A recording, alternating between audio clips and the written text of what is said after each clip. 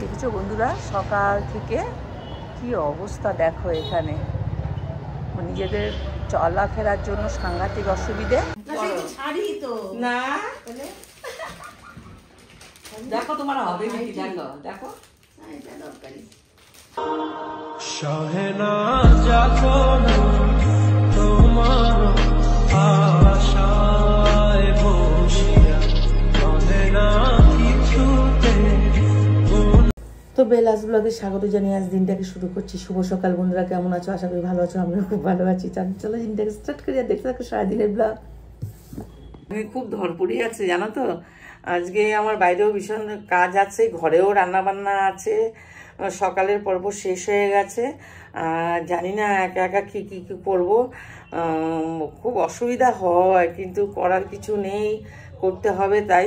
কিন্তু বাইরের কাজটা খুব ইম্পর্টেন্স কাজ একটা, সেটাও আমাকে করতে লাগবে। আমি সময়টা কিভাবে বের করব সেটা নিয়ে একটু সময় ভাবছি, আর তারপর চলো আবার দেখতে থাকো। জানো তো বন্ধুরা, সকাল থেকে গুড মর্নিং থেকে শুরু করে গুড নাইট অবধি খুব ব্যস্ততার জীবনটা চলে আসে।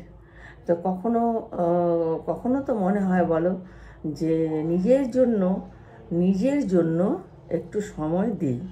আমার সেই সময়টা হাতে বিন্দুমাত্র থাকে না, আর সেটা ভেবে ভেবেও খুব টেনশন হয় বা চিন্তা করি, আবার কাজের মধ্যে ডুবে থাকি। আমার একদম ভালো লাগে না বেশি হইচই, বেশি কথাবার্তা, বেশি লোকজন, একদম ভালো লাগে না।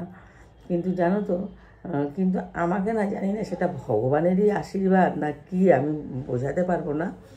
সেই জিনিসগুলোই যেন আমার মধ্যে আসে, যে সকাল থেকে একদম চোখটা খুলবো আর ব্যস্ততার জীবন, লোকজন হইচই হুলস্থুলু, আর একদম যখন চোখটা বন্ধ করব তখনও যেমন কানে আসতে থাকবে হুলস্থুলু।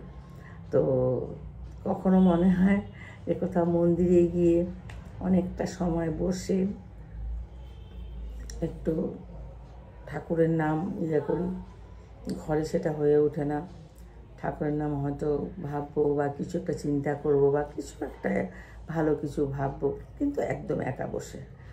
সে একাটা ভগবানের কাছে প্রতিদিনই ঘুম থেকে উঠে বলি, আর প্রতিদিনই শোয়ার সময় ভগবানকে এটাই বলি যে ভগবান, এখন একটা সময় চলে আসছে, বয়সও প্রায় দিনে দিন তো বয়সও বাড়ছে, তো মনে হয় যে খুব নিজেকে একটু সময় দিই বা একটু কোথাও বসে একটুখানি ঠাকুরের কথা কিছু ভাবি, বা কিছু দুটো ভালো লোকের সাথে বসে দুটো ভালো কথা বলি। এই জিনিসগুলো খুব শূন্য ফিল করি। তো এটা আমি ভগবানের কাছে চাইছি যে এটা আমাকে দিও, এই সময়টুকু আমাকে দিও। দেখো একটা একটা করে দিন পেরিয়ে যাচ্ছে, বয়সও হয়ে যাচ্ছে, আর এখন খুব ইচ্ছে, এই ইচ্ছেগুলো আমার একটু পূরণ করে দিও। আর কোথাও সত্যি কথা, ঘরকে ভীষণ ভালোবাসি, ঘরেই থাকতে ভালোবাসি, কিন্তু সেটা একটা শান্ত পরিবেশ হতে হবে, হুড়ুস্থুড়ু থাকবে না, সেরকমও চাই। কারণ এখন কী হয় জানো তো, আগে না জিনিসটা ডিভাইস ছিল, আর এখন পুরোপুরি ফুল এসে গেছে আমার মধ্যে। তো সুতরাং সেটা ভালো লাগার ব্যাপারও না। যতই বলি ভালো আছি, ভালো থাকবো, নিশ্চয়ই ভালো থাকবো, কিন্তু তবুও তো মনে হয় না কখনো যে খুব সুন্দর একটা ইয়েতে সুন্দর পরিবেশের মধ্যে সকাল থেকে, ঠিক আছে, কাজ টাজ করছি, করে টোনে নিয়ে এক হুড়স্থুল করে নিয়ে আবার আমি 10টা মিনিট বসে কিছু একটা ভাবছি, আবার কাজের মধ্যে ডুবে যাব, আবার কিছুটা সময় এসে কোথাও একটা মন্দিরে যাচ্ছি, গিয়ে পুজো দিচ্ছি, বসছি, করছি। কেন ভাবছি বলতো, আমার খুব শিগগিরই হয়তো এই দিনগুলো চলে আসবে, আমি একটু মন্দিরে গিয়ে বসবো, একটু সময় দেব, একটু ভগবানের কাছে গিয়ে পুজো টুজো দেবো। সেগুলো খুব অনেক বছরই হলো সেটা আমার হয়ে উঠছে না। সেটা আমি চাইছি, খুব চাইছি, মন থেকে চাইছি যে আমি এই জিনিসগুলো করব। যে কারো বাড়িতে যাওয়া, কারোর সাথে আলোচনা করা, এগুলো না আমার একদম মন থেকে না শূন্য হয়ে গেছে। ইচ্ছে করছে না যে কোথাও যাই, কারো বাড়িতে যাই, গিয়ে দুটো কথা বলি, এগুলো একদম আমার ইচ্ছে করছে না। এখন শুধু ইচ্ছে করছে সারাদিনের কাজ টাজ করবো, করে টোরে নিয়ে কোনো একটা মন্দিরে যাই, বসে নিয়ে সুন্দর করে পুজো টুজো দিই, তারপরে আবার চলে আসি, তারপরে আবার এসে কাজ করবো, আবার এসে করবো। ঠাকুরের কাছে প্রার্থনা করছি তোমরাও একটু আশীর্বাদ করো, এইভাবেই যেন আমি করতে পারি।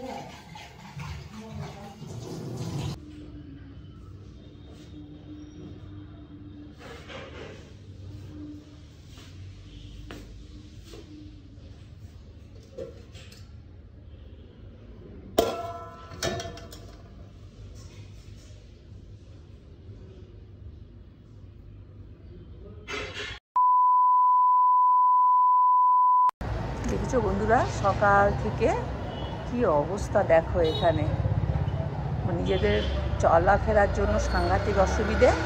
এই দেখো বাইক সারি সারি, হ্যাঁ, নিজেদের বাড়ির গেটের সামনেও বাইক, পালে গাড়িও রেখে দেয়, কি বলবো বলো। আর এই দেখো আমাদের নামঘর।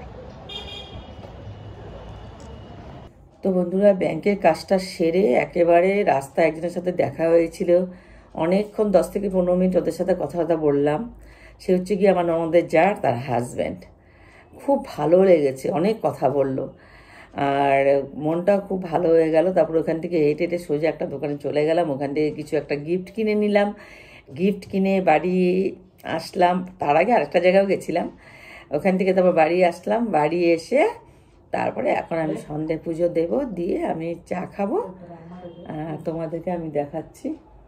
তো দেখতে থাকে, আবার শাশুড়ি আমাকে দেখছে উকি মেরে, তোমাদেরকেও দেখাচ্ছি। দেখো বন্ধুরা, এই দেখো বন্ধুরা, আমি কথা বলছি তো তোমাদের সাথে, আমার শাশুড়ি মা দেখো মাথাটাকে উঁচু করে কথা বলছে, তাকিয়ে আছে, সরি তাকিয়ে আছে আমার দিকে, কিছু একটা ভাবছে হয়তো, এই যে এখন নামবে।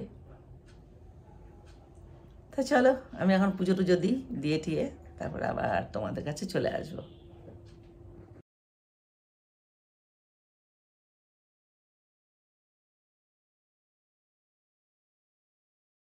বন্ধুরা, এখন যাচ্ছি আমি কাকিমার ঘরে, আজকে না কাকিমার বার্থডে।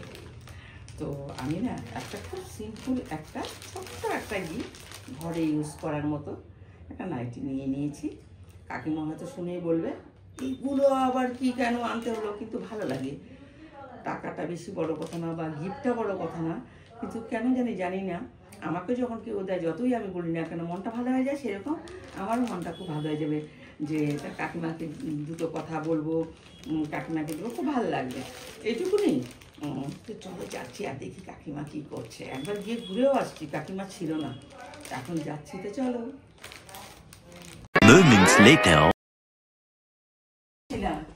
তারপর দরজাটা বিকালবেলা, হ্যাঁ আমি তো গেলাম 7টায়, 5টার সময়, পুরা এরকম করছি।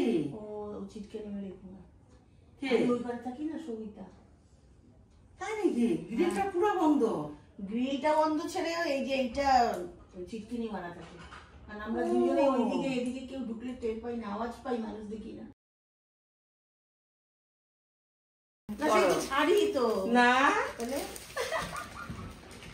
দেখো তোমার হবে নাকি, দেখো দেখো, এটা দরকারি, দেখো না, না হবে না, ডবল এক্সেল জ্যাক পড়বেও না, হ্যাঁ ডবল এক্সেল তো হবে, তা এরকম করে একটু দেখো হবে।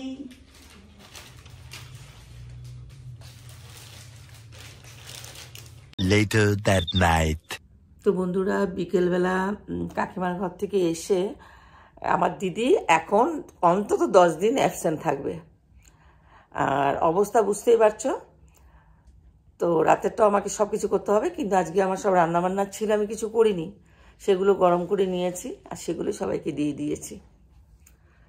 আর ভাত শুদ্ধ করেছিলাম আর বাকিগুলো সব গরম গরম করে দিয়ে দিয়েছি। তো সবাইকে খাবার দাবার দিয়ে দিয়েছি, রান্নাঘর ক্লিন, বেডরুমে চলে আসছি তোমাদের সবাইকে গুড নাইট করতে। তো বন্ধুরা, গুড নাইট, তোমরা ভালো থেকো, সুস্থ থেকো। আগামীকাল একটা নতুন ব্লগ নিয়ে আসবো, ততক্ষণের জন্য গুড নাইট।